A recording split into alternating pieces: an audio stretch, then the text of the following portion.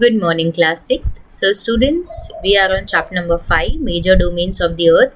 And in the previous class, we have completed our hydrosphere portion in detail. We have completed lithosphere portion in detail. And in this class, we are going to start the atmosphere. There are major 4 domains of the Earth. First is hydrosphere, the very first is lithosphere. We have done. Second is the second one is hydrosphere, which we have done. The third one is atmosphere, which we are starting in this class. So let's start with our today's class. For this portion, I am showing you the book. This is a book, and for today's topic, you have to come to page number 135 for this. Here you can see that page number 135. So, atmosphere, the domain of air. So the thin envelope of air surrounding the earth is known as atmosphere. एक पतली सी layer है जो कि हमारी अर्थ को चारों तरफ से कवर अप की हुई है, एक तरीके से घेरी हुई है. उस पतली सी लेयर को हम लोग एटमॉस्फेयर बोलते हैं. The thin blanket of gases. अब उस पूरे एनवेलप के अंदर है क्या क्या, that we will discuss. The atmosphere is a thin blanket of gases. उसके अंदर हैं gases like nitrogen, oxygen, carbon dioxide, ozone, helium, etcetera. बहुत सारी गैसेज हैं जो कि हमें हमारे अर्थ की हीट से बचाती हैं. The second line, the thin blanket of gases that wrap the earth protect us the fierce of heat and keeps the surface warm at night by trapping the heat.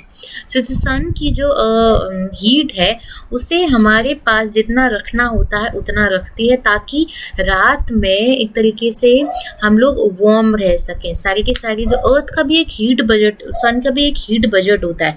Budget मतलब जितना आया उसमें हम लोगों ने यूज़ किया, फिर कुछ सेविंग्स रखी, ऐसा बजट होता है हमारे जो सैलरी आती है उसका. यहाँ पर हम वो बात कर रहे हैं कि यहाँ पर अर्थ की हीट से बचाने के लिए जो गैसेस हैं वो आपके अर्थ के अंदर, एटमॉस्फेयर के अंदर मौजूद है, जो कि अर्थ को वार्म करने में हेल्पफुल होती हैं.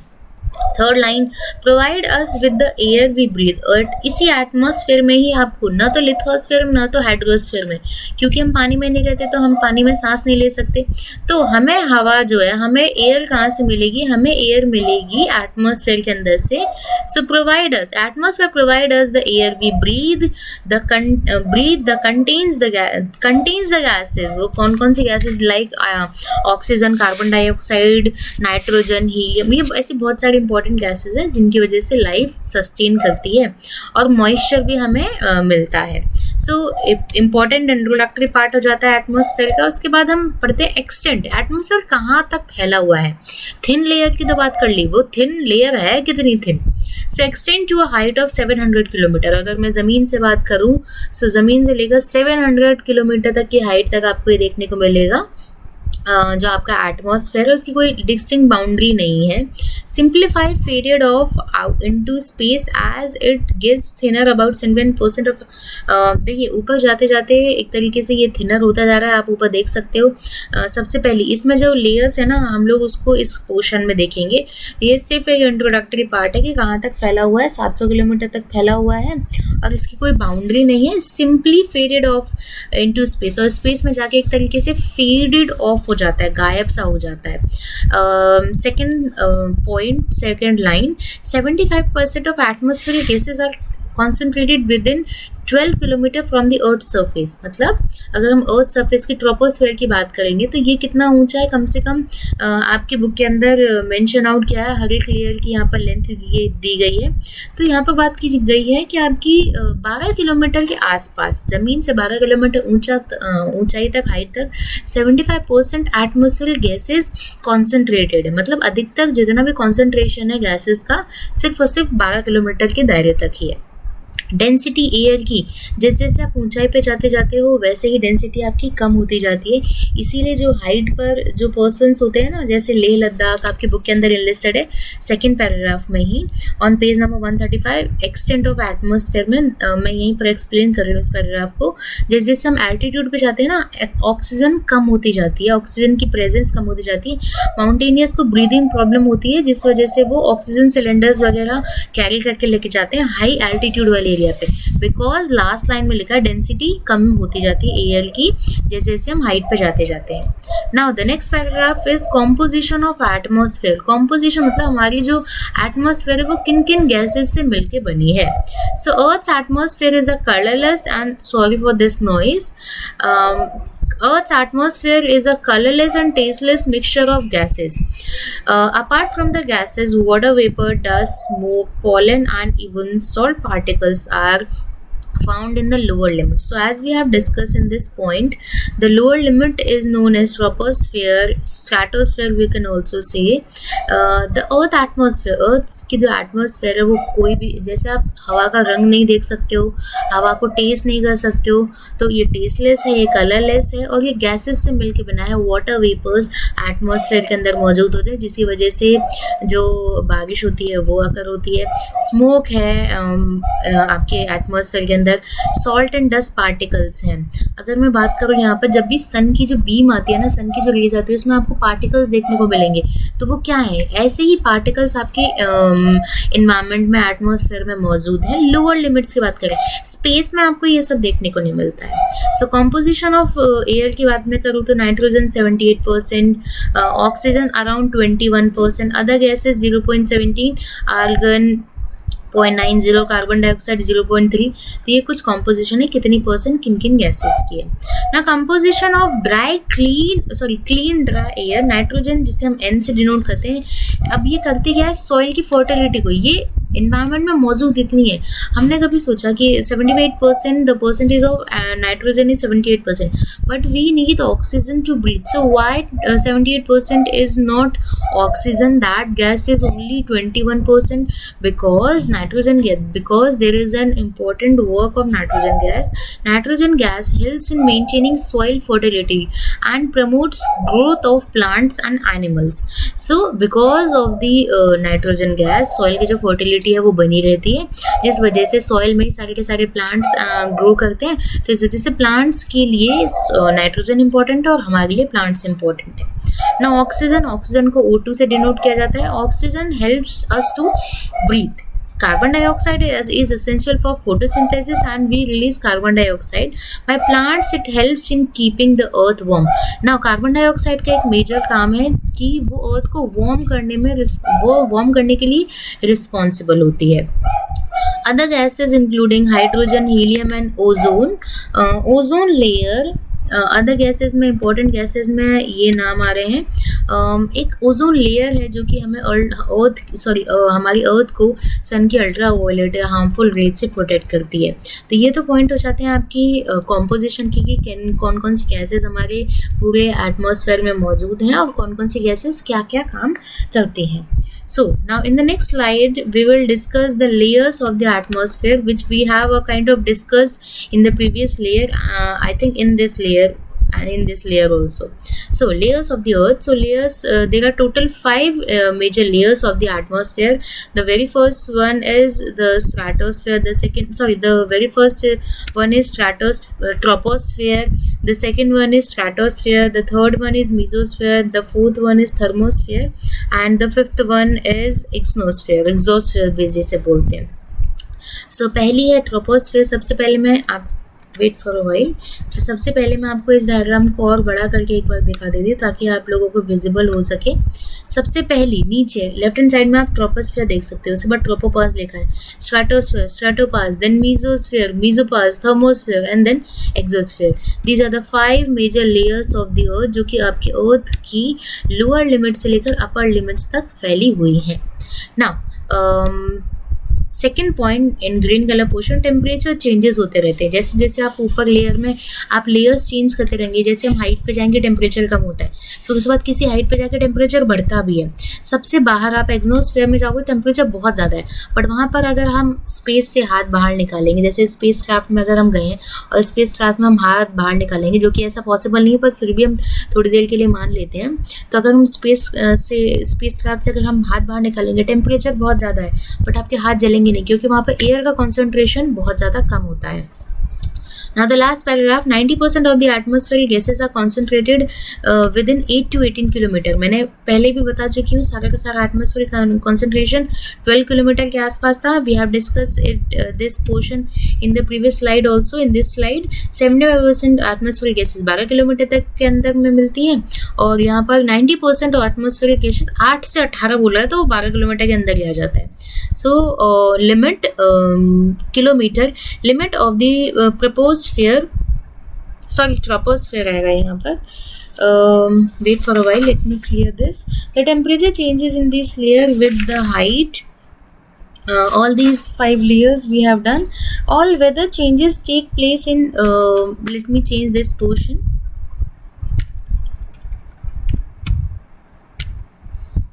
(8 to 18 kilometer limit of the troposphere. Limit of the troposphere.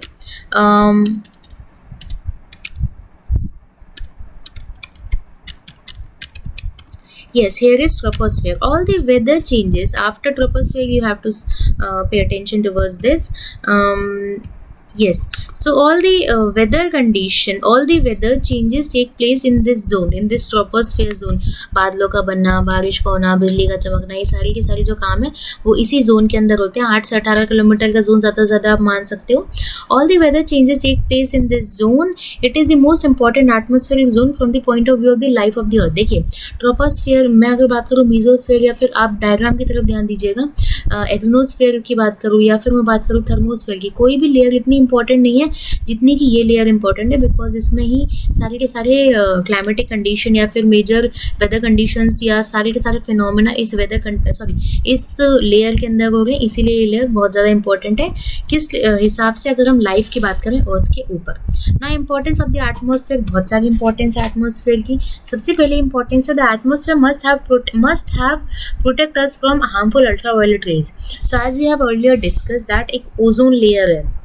जिस तरीके से अम्ब्रेला हमें बारिश या फिर धूप से बचाता है, उसी तरीके से अल्ट्रावायलेट रेज भी हैं. अल्ट्रावायलेट रेज जब हमारी अर्थ के अंदर आती हैं तो इसे एक पतली सी लेयर है ओजोन लेयर, उसे अल्ट्रावायलेट रेज को हमारी अर्थ के अंदर एंट्री करने से वो रोकती है. So I am just providing you the picture of that portion कि how the ozone layer protect us from the ultraviolet rays. So ozone layer हर जगह पाई जाती है वैसे तो, बट अगर हम बात करें उसके कॉन्सेंट्रेशन की, सो सबसे पहले वो करती क्या है, मैं आपको एक डायग्राम के थ्रू अभी दिखाती हूँ. 1 मिनट में वो डायग्राम मैं आप सभी लोगों के सामने इस स्लाइड के अंदर पेश कर देती हूँ. स्लाइड के अंदर पेश करने के बाद आप लोगों को समझ में आ जाएगा कि कैसे हमारी जो ओजोन लेयर है वो हमें प्रोटेक्ट करती है. So as you can see here, इस डायग्राम को मैं सामने रख रही हूँ, अभी मैं इस डायग्राम को डिलीट कर दूंगी. सो आप देख सकते हो सन की हार्मफुल रेज आ रही है, तो एक गोल्ड कलर का एक पोर्शन है जो कि कवर अप किया हुआ है हमारी अर्थ को. ये है हमारी ओजोन लेयर जो कि हमें प्रोटेक्ट करती है सन की खतरनाक किरणों से. सो इस डायग्राम को हम यहीं पर रख देते हैं अभी. Second line, second point, it prevents extreme temperature between day and night. अब देखिए डे एंड नाइट एटमॉस्फेयर ही है. डे एंड नाइट अकर होता है, डे में बहुत ज़्यादा टेम्परेचर होता था, नाइट में बहुत कम टेम्परेचर, पर बिल्कुल भी टेम्परेचर नहीं. तो हमारी अर्थ जो हमारा एटमॉस्फेयर क्या करता है, ट्रैप कर लेता है हीट को. तो एटमॉस्फेयर बहुत ज़्यादा टेम्परेचर होने से बचाता है, बहुत कम टेम्परेचर होने से भी एक तरीके से बचाता है, क्योंकि उसने हीट को ट्रैप करके रख दिया. Third point, it protect earth from excessive heat and light of the sun. Atmosphere ये जो एक्सेसिव हीट और लाइट को हम तक पहुंचने से या फिर हार्मफुल रेज को हम तक पहुंचने से रोक रहा है. उसके बाद third point, it provide us with the air we breathe. Oxygen हमें कहाँ से मिल रहा है, एटमॉस्फेयर से मिल रही है. उसके बाद fifth point, atmosphere moisture change into rain. Atmosphere में मॉइस्चर है, वो मॉइस्चर बादल में चेंज होता है, स्नो में चेंज होता है, जिसकी वजह से बारिश होती है, जिसकी वजह से हमें फ्रेश वाटर मिलता है. इसीलिए हमारे लिए एटमॉस्फेयर बहुत ज़्यादा इंपॉर्टेंट है. The six point, second last white colour portion, the very first point of the white colour portion, the atmosphere protect us from the impact of meteors that fall on the earth. They burn out mostly as they pass through the atmosphere. देखिए meteors और meteoroids हमारे अर्थ के ऊपर travel मतलब अर्थ के अंदर आते रहते हैं. तो जैसे वो आते हैं ना, आप देख सकते हो मीजोस्फेयर के लेफ्ट हैंड साइड में मीटियोर्स आ रहे हैं. तो मीटियोर्स इतनी ज़ोर से इतनी हाई स्पीड से आ रहे हैं फ्रिक्शन की वजह से, वो एटमॉस्फेयर के अंदर ही जल जाते हैं. अगर वो न जले और डायरेक्ट हमारी अर्थ पर आकर एक तरीके से गिर जाए तो बहुत बड़ा इम्पैक्टफुल इफेक्ट पड़ सकता है अर्थ के ऊपर. Now, air has weight, so it exerts pressure. The composition varies with change in temperature. Altitude variation in pressure creates the high pressure and low pressure. Moving here known as wind move from areas high pressure to low pressure. देखिए temperature और pressure में एक opposite connection है. जहाँ पर temperature ज़्यादा होता है वहाँ पर प्रेशर लो होता है. ये कनेक्टिविटी मैं आपको कैसे समझाती हूँ. देखिए ये लैंड सरफेस एरिया, यहाँ पर टेम्परेचर ज़्यादा आएगा तो जो एयर है वो ऊपर की तरफ उठेगी. एयर ऊपर की तरफ उठेंगी तो यहाँ क्या है, टेम्परेचर ज़्यादा हो जाएगा, एयर ऊपर की तरफ उठेंगी तो यहाँ पर प्रेशर क्या हो जाएगा, लो हो जाएगा. ठीक है. और वहीं मैं दूसरी जगह की बात करूँ, यहाँ पर टेम्परेचर कम है तो हवाएं जो है नीचे की तरफ बैठेंगी टेम्परेचर कम होने की वजह से. तो यहाँ पर प्रेशर बढ़ता जाएगा, दबाव जो है वो बढ़ता जाएगा. तो यहाँ प्रेशर क्या हो जाएगा, हाई हो जाएगा. तो टेम्परेचर कम, प्रेशर हाई, टेम्परेचर ज़्यादा, प्रेशर लो. और जो विंड है वो हमेशा हाई प्रेशर से, क्योंकि हवाएं लो प्रेशर से ऊपर की तरफ उड़ गई, गर्म हवाएं थी, तो यहाँ पर जो जगह है वो खाली हो गई. उसको भरने के लिए एक तरीके से high pressure zone, high pressure से हवाएं लो प्रेशर की तरफ क्रिएट होती रहती हैं. और इसी वजह से हमारे मानसून भी आता है. मानसून अभी यहाँ पर अगर हम बात करें ज़मीन पर, जो कि हमारे इंडिया है, वहाँ पर लो प्रेशर जोन क्रिएट हो चुका है. और जो वाटर सरफेस एरिया है जहाँ अरेबियन सी है, वहाँ पर हाई प्रेशर जोन है. तो अरेबियन सी से हमारी तरफ हवाएं आ रही है, जिस वजह से हमारे इंडिया में मानसून की एंट्री होती है. तो यहाँ बात किया जा रहा है कि हवाएं हल्की होती हैं, उनका कोई वेट होता है. हवा हल्की हो सकती है, भारी हो सकती है. हल्की हवा ऊपर की तरफ उठती है और भारी हवा नीचे की तरफ उठती है. हल्की हवा ऊपर उठती है तो वहाँ लो प्रेशर जनरेट हो जाता है, हवाएं भारी होती है वो नीचे की तरफ, तो हमारा हाई प्रेशर जनरेट हो जाता है. और हवाएं हमेशा हाई प्रेशर से लो प्रेशर की तरफ एक जगह से मूव फॉरवर्ड करती है. तो इस वजह से भी हमारी बारिश और मानसून एक्टिविटीज क्रिएट होती है. So by this topic we have done a major portion, that is the atmosphere. Atmosphere एक थिन ब्लैंकेट है जिसके अंदर एयर है, वाटर है, वाटर वेपर्स है, स्मोक है, डस्ट पार्टिकल्स हैं. ये कॉम्पोजिशन देखा कि कितनी परसेंट कौन सी गैसेस का है. उसके बाद हमने लेयर्स देख लिए कि 5 लेयर्स हैं. सो बाय और इम्पोर्टेंस भी हम लोग कवर अप कर चुके हैं. So by this topic we have completed the atmosphere in detail, and in the next class we will discuss biosphere. So that's it for today's class. If you have any confusion, then you can ask. Thank you.